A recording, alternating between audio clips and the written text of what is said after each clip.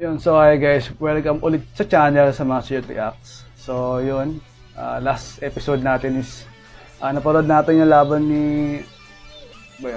Gaara laban kay Lee. So nakita natin na sobrang ganda ng laban. So I think ito naman yung re-react ko kay laban ni Naruto versus Neji. So yung bago ang lahat, yung pa-follow, pa-like, subscribe, share nyo na rin para maraming taong makakanood dito. So yun, I think we should start now mga kaibigan. Start. Play ka. Ayan. 何か言いたそうだな。